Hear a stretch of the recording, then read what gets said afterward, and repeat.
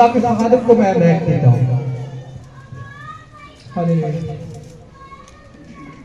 मसीह यीशु में आप सबों की सलामती चाहता हूँ। मसीह यीशु में आप सबों की सलामती चाहता हूँ। आप सब ठीक है? ठीक है? आवाज बड़ी कम है। ठीक है?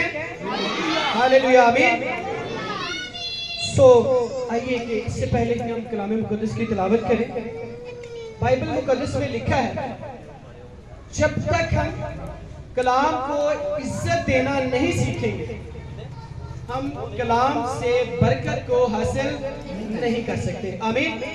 अपने कदमों पर खड़े होंगे और जब तक तिलावत होगी हम सब एहतरामन खड़े रहेंगे।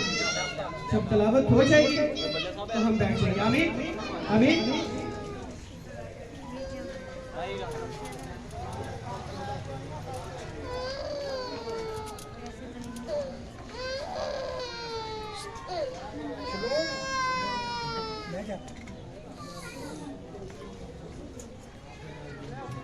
आज जो खुदा ने हमारे लिए मुमकिन किया कि हम उसके जिंदगी बख्श कलाम में से सीखें, मेरे साथ निकालिएगा ज़बूर 92 है, उसकी पहली 2 आयतों की हम तलावत करेंगे। जिस किसी ने निकाल लिया है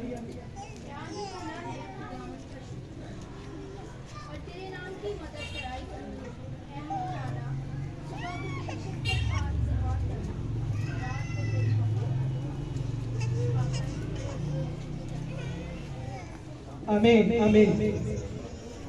मैं इसे दोबारा से पढ़ देता हूँ, गौर से सुनिएगा। क्या ही भला है खुदावन का शुक्र करना और तेरे नाम की मदह सराई करना ए हक़। सुबह को तेरी शफ़क़त का इज़हार करना और रात को तेरी वफादारी का। आमीन। आइए बैठिए, चंद लम्हों की खामोशी इन आयतों पर हम गौर करेंगे, अपने अपने दिलों में दुआ करें। हालेलुया। खुदा तेरी बारगाह में तेरी शुक्रगुजारी करते हैं कि आज तेरे फजल के तहत तेरी बारगाह में मौजूद है, सरों को झुकाए जो इस बात की तस्दीक करते हैं कि तेरा डर रखते हैं, तेरा खौफ रखते हैं। यीशु के नाम से मिन्नत करता हूँ, आज इन तमाम जिंदगियों तेरी बारगाह में झुकना बहूर की मान कबूल है। और खुदावंद मेहनत करता हूँ जिस तरह तूने सुनने के लिए हमें कान अता किए, समझने वाली अकल अता कर, ताकि तेरे कलाम को समझकर उस पर अमल करने वाले बने। क्योंकि कलाम मुकद्दस के मुताबिक इस कलाम को पढ़ने वाले, इसके सुनने वाले और इस पर अमल करने वाले मुबारक। आज खुदावंद अपने लोगों को ये सारा फजल अता ताकि वो पढ़ने के सबब से, सुनने के सबब से और इस पर अमल करने के सबब से तेरी बरकत को हासिल करें। बड़ी बरकत दीजिएगा यीशु के नाम से, आमीन। बस यीशु में मेरे अज़ीज़ों, ज्यादा टाइम नहीं है। शुक्रगुजारी पूरी जिंदगी बोलते रहे तो खत्म जो है वो नहीं होती। इसका मेन जो चीजें हैं वो हम देखेंगे कि करने से क्या होता है और ना करने से क्या होता है। आमीन। बाइबल मुकद्दस में ज़बूर 116 के अंदर बड़ी खूबसूरत एक आयत हमें मिलती है, उसको आपने मेरे पीछे बोलना है। खुदावंद की सब नेमतें जो मुझे मिली उनके इवज में उसे क्या दूं। आज ये सवाल जो है हम इसको हल करने की कोशिश करेंगे, हम इसका जवाब जो है वो तलाश करेंगे कि खुदावंद की जो सब नेमतें हमें मिली हैं हम इसके इवज में उसे क्या दे सकते हैं। आमीन। तो मेरे अज़ीज़ों, जब तक खुदा जो है वो अपना फजल न बख्शे हम शुक्रगुजारी नहीं कर सकते। कभी आप लोगों ने गधे की जिंदगी पर गौर किया? हम अपने सारे जानवरों का चारा उस पर लेकर आते हैं और बाद में क्या करते हैं, उसे दूर बांध देते हैं और बाकी जानवरों का बचा हुआ चारा उसे देते हैं। ऐसा होता है। और हम अगर कलाम को समझने के काबिल नहीं तो हम बिल्कुल उसी तरह हैं कि हमारे ऊपर बोझ तो है लेकिन वो हमारे लिए नहीं, हम वो किसी के लिए उठाए फिरते हैं। हमें उससे कुछ फायदा नहीं, बल्कि जिसके लिए बोझ हम उठाते हैं उसका बचा हुआ हम इस्तेमाल करते हैं। आमीन। लेकिन जब खुदा फजल देता है तो आप में से बहुत सारे लोग ऐसे लोगों से वाकिफ हैं। एक मिस्त्री के जो मैसन होता है उसके पीछे जो मजदूर होता है, आपने कभी उसकी जिंदगी पर गौर किया? कुछ लोग ऐसे होते हैं जो सारी जिंदगी उनके पीछे मसाला बनाते रहते हैं और इस दुनिया से रुखसत हो जाते हैं। वो मसाला बनाते और मसाला देते हैं। और कुछ ऐसे होते हैं जो चंद दिन मसाला जरूर बनाते हैं लेकिन वो चंद दिनों के बाद मसाला लगाने वालों में शुमार हो जाते हैं। क्यों होता है? खुदा के फजल से। खुदा जो है उनकी किसी बात से खुश हो जाता है। तो मेरे अजीजों, अगर हम भी चाहते हैं कि हमारा खुदा हमसे खुश हो, हम भी तरक्की करें, तो हमें इस फार्मूले पर अमल करना होगा कि खुदा जो है वो हमसे क्या हो, खुश हो। और उससे खुश करने के लिए जरूरी है कि हम उसकी शुक्रगुजारी करें।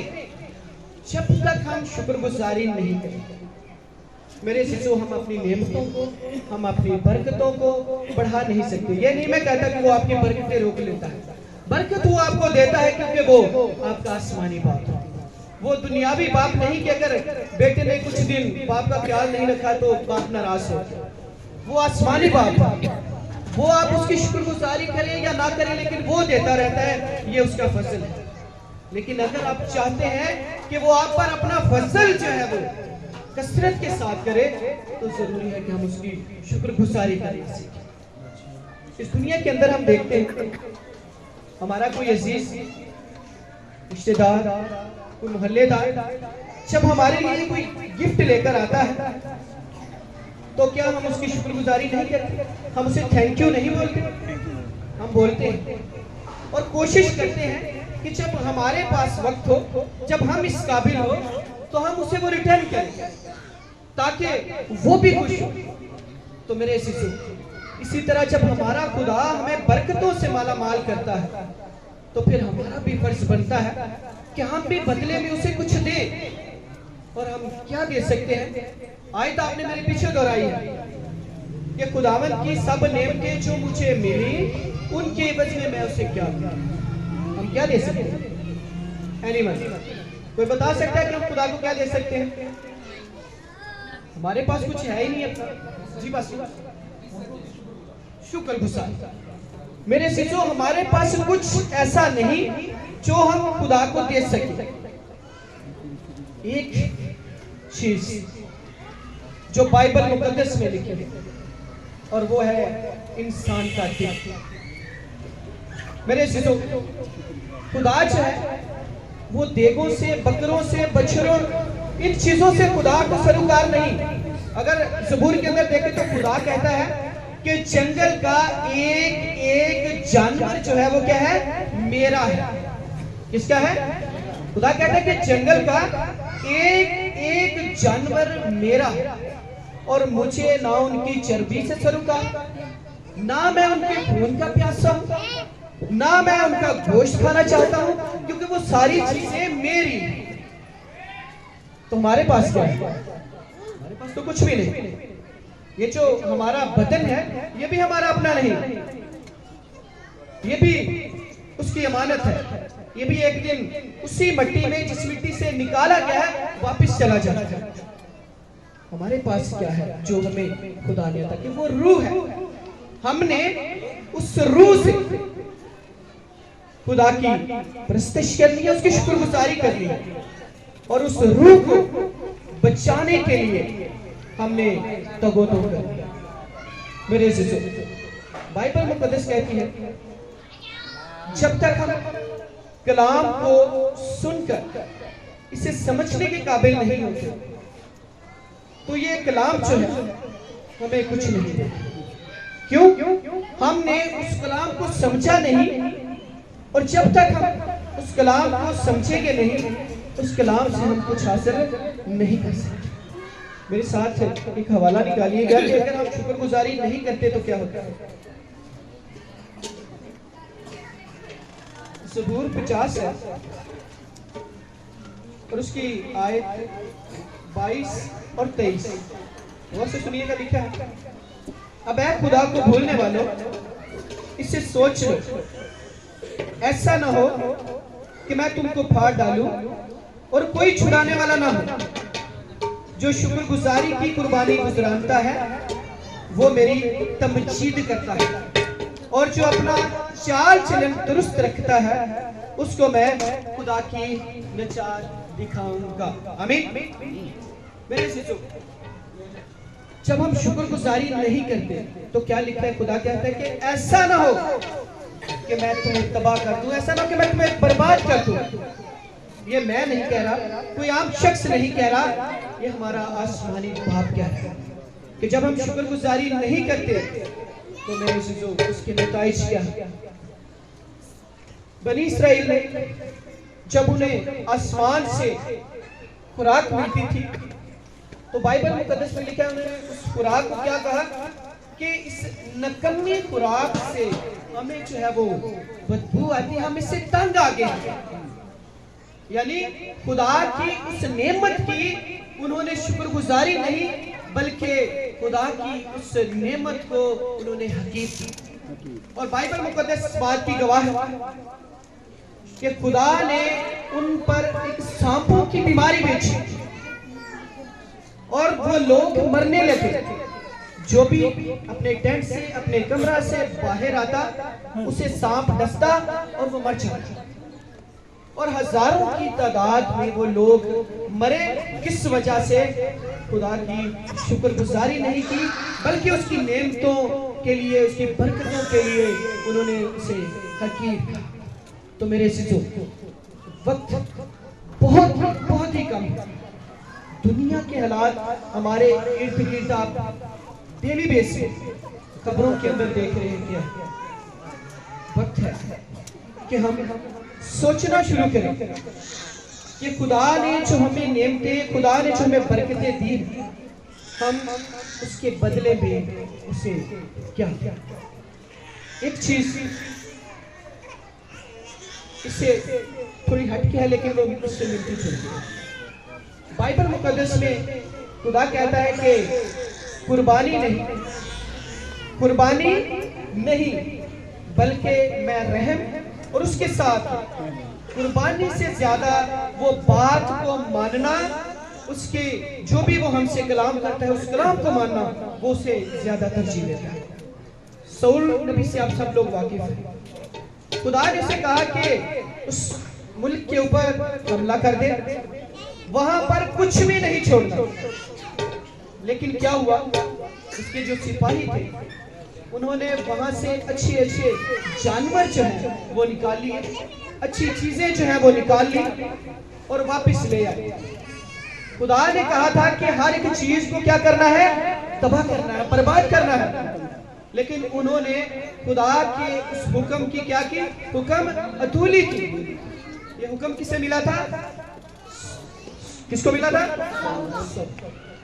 तो जब उसने हुक्म अतूली की तो बाइबल मुकद्दस में बड़ा वाज़ेह लिखा, खुदा ने कहा कि तूने मेरे कलाम को तरक किया, तूने मेरी बात को तरक किया, तूने मेरे हुक्म की कमातूली की है, लिहाजा मैं भी आज तुझे तरक करता हूं ताकि तू बादशाह ना रहे। यानी जब हम खुदा की हुक्म की तामील नहीं करते बल्कि उसके बदले में हम क्या करते हैं? उसकी हुक्म अधूली करते हैं, तो फिर वो हमें सजा देता है। मेरे जीजो, इस बात को सुनाने का, समझाने का मकसद क्या था कि हम बड़ी बड़ी देगे ना चढ़ाएं। उससे बेहतर है कि हम उसके हुक्मों पर चलें। यीशु से जब पूछा गया क्या खुदावंद क्या ऐसी बात है कि जिसके जरिए से हम नजात को पा सकें, तो यीशु ने क्या कहा था? हुक्मों पर अमल कर। तो खुदा की बात को मानना कुर्बानी चढ़ाने से क्या है? बेहतर है। तो मेरे जीजो, आज मैसेज जो है वो हमारा शुक्रगुजारी का है। तो आज हमारी जिंदगी के अंदर ये मौका मौजूद है। क्या लिखा है कि जो शुक्रगुजारी की कुर्बानी गुजरानता है वो क्या करता है? मेरी तमजीद करता है। लेकिन ये इंसान के इख्तियार में नहीं, ये खुदा जब उसे तौफीक देता है ये अमल तभी हो सकता है। लेकिन खुदा का ये तौफीक देता है जब हम उसके कलाम को अपनी जिंदगी में लेकर आते हैं, जब हम उसके हुक्मों पर अमल करना शुरू करते हैं, तो फिर खुदा जो है वो हमें तौफीक देता है कि हम उसकी शुक्रगुजारी करें। लेकिन शुक्रगुजारी में देखिए बड़े बड़े एहतियात, उससे बेहतर क्या है? उसकी बात को मानना। तो उसके कलाम पर जब हम अमल करते हैं तो वो कलाम जो है वो हमें सिखाता है कि हम उसकी शुक्रगुजारी करें। एक बात आपने समझ ली कि उसकी शुक्रगुजारी अगर नहीं करते तो नुकसान क्या है, लेकिन जब हम उसकी शुक्रगुजारी करते हैं तो फायदे क्या है? फायदे ये हैं कि वो हमारे रोजगार को बढ़ाता है। फायदे क्या है? कि वो हमारे दरमियान से बीमारियों को निकालता है। फायदे क्या है? कि वो हमारे खानदानों को बरकत देता है, हमारे बेटे बेटियों को बरकत देता है। क्यों? हमने उसके कलाम को अपनी जिंदगी में लिया है, उसके कलाम को अपनी जिंदगी में अमल करके उस पर अपनी राहों को, अपने चाल चलन को क्या किया है? दुरुस्त किया। लिखा है कि जो अपना चाल चलन दुरुस्त रखता है वो मेरी तरजीह। हम इस जिंदगी के अंदर रहते हैं, अपने चाल चलन को दुरुस्त करें, अपने बोलने चालने को दुरुस्त करें, क्योंकि उससे जाहिर होगा कि हम किससे मानने वाले हैं। और जब तक हम हमारी जिंदगी से इस बात को जाहिर नहीं करेंगे कि हम किसके मानने वाले हैं, बताने से कुछ नहीं होगा। एक चीज जब उसका प्रैक्टिकल करके दिखाया जाता है तो वो समझ में आती है। और वो प्रैक्टिकल कौन कर सकता है? वो खादमीन कर सकते हैं, क्योंकि वो हमारे सामने जब खड़े होते हैं तो हमारी तवज्जो, हम उन्हें देख रहे होते हैं कि वो किस तरह खड़े होते हैं, वो जब फ्रंट में बैठते हैं तो बैठते किस तरह से। लेकिन ये सारी चीजें कहाँ से हमें सीखने में मिलती हैं? ये हमें कलाम से मिलती है। और जब तक हम कलाम को नहीं सीखेंगे हम खुदा की शुक्रगुजारी नहीं कर सकते। तो जरूरी है कि हम कलाम को जानने की कोशिश करें, इसे सीखने की कोशिश करें, ताकि हम कलाम को जानकर उसकी शुक्रगुजारी करने वाले बने। लेकिन ये तब होगा जब खुदा जो है वो हमसे राजी होगा, तो वो हमें तौफीक देगा कि हम उसकी शुक्रगुजारी करें। और शुक्रगुजारी के तौर पर हमने उसे क्या देना है? अपना दिल जो है वो देना है, क्योंकि इंसान के पूरे बदन में उसे जो पसंद है वो इंसान का दिल है। क्योंकि खुदा ने खुद कहा कि मुझे मेरे दिल के मुवाफिक दिल के। तो अगर आप भी चाहते हैं कि आप उससे दिल के मुवाफिक हो जाए, तो आज अभी से अपने दिलों को बदलना शुरू कर दें। और जब आप अपने दिलों को बदलेंगे, अपने दिलों को उसकी बारगाह में पेश करेंगे, खाली करके सरेंडर करेंगे, उसमें कोई चीज ना हो, वो बिल्कुल खालिश है। जिस तरह सोना खालिश होता है, कब्रों के अंदर आप देखें खालिश सोने का रेट जो है वो बताया जाता है, मिक्सिंग वाले का नहीं। तो हमने उस खालिश सोने की मानद बनना है ताकि हम बरकत भी खालिश तरीके से हासिल करें। सो मेरी दुआ है कि खुदा हम सबों को आज कलाम के वसीला से बरकत दे, इस कलाम को समझने का भारी फजल अता करे और हमें इस कलाम के वसीला से इस काबिल करें कि हम उसकी शुक्रगुजारी करने के काबिल हो। मसीह हमारे खुदा के वसीला से आमीन।